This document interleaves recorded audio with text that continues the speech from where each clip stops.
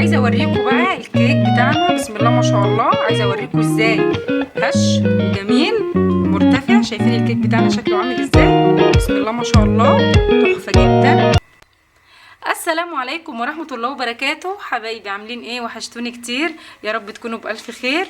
بما اننا في فصل الشتاء لازم طبعا نعمل مع بعض كيكه اليوسفي بطريقه سهله وبسيطه جدا، وهنشوفها مع بعض ازاي تخليها هشه ومرتفعه كده زي ما احنا شايفين. يلا بينا نسمي الله ونبدا الفيديو بتاعنا ونشوف احنا عملنا كيك اليوسفي الجميل ده ازاي. اول حاجه عندي كوبايه من السكر، وعندي معلقه كبيره من بشر اليوسفي.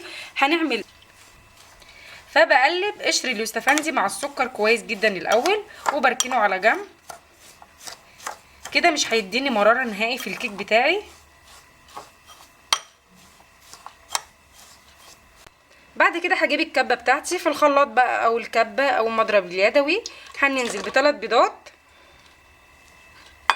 وهضيف عليهم 2 ظرف من الفانيليا،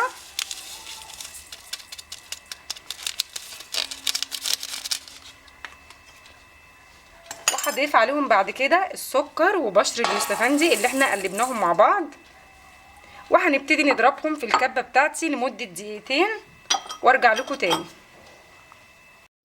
بعد ما ضربنا السكر مع البيض مع بشر اليوستفندي والفانيليا، هننزل بعد كده بكوبايه الا ربع من الزيت،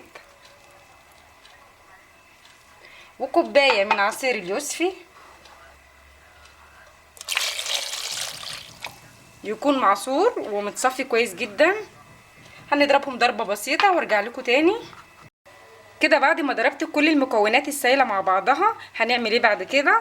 هنجيب 2.5 كوب من الدقيق منخولين، هضيف عليهم باكو من الكيك شيف ومعلقه كبيره من النشا ورشه من الملح، وهقلبهم مع بعض. وهنزل بعد كده تدريجيا واحده واحده بالدقيق على المكونات السائله اللي احنا عملناها. كده نزلت بجزء من الدقيق، ونحاول ننزل كل الدقيق اللي في الجوانب، والتقليب بتاعنا يكون في اتجاه واحد. هنزل بباقي الكميه.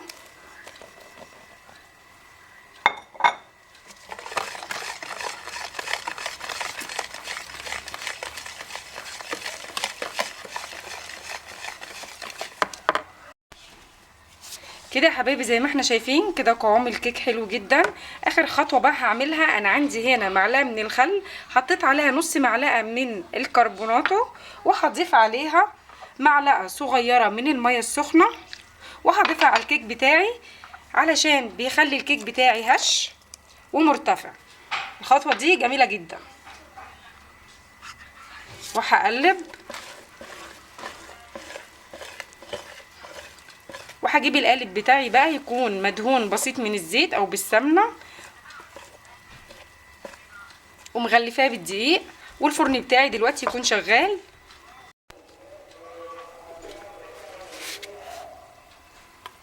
هبتدي بقى ادخل الكيك بتاعي الفرن. شايفين قوام الكيك حلو ازاي؟ بسم الله ما شاء الله. وده شكل الكيك يا حبايبي بعد ما طلع من الفرن. شايفينه ما شاء الله هش وجميل ازاي، ولونه تحفه. طبعا احنا هنسيبها لما تبرد تماما، وهنحط عليها برضو صوص اليوسفي. ده سهل جدا، عباره عن عصير اليوسفي، هنحط عليه معلقه من السكر ومعلقه من النشا، وهنحطه على النار. اول ما يتقل معانا هنرفعه من على النار وهنحطه على الكيك، بس لازم الكيك يكون بارد والصوص بتاعنا يكون دافي. وهنوريكم الفينش بتاعها. طبعا التزيين ده بتاعك انتي. هنبتدي بقى نحط صوص اليوسفي على الكيك بتاعنا. بسم الله الرحمن الرحيم. على فكرة هي لها كذا طريقة ممكن نعملها بيها، ودي اسهل طريقة.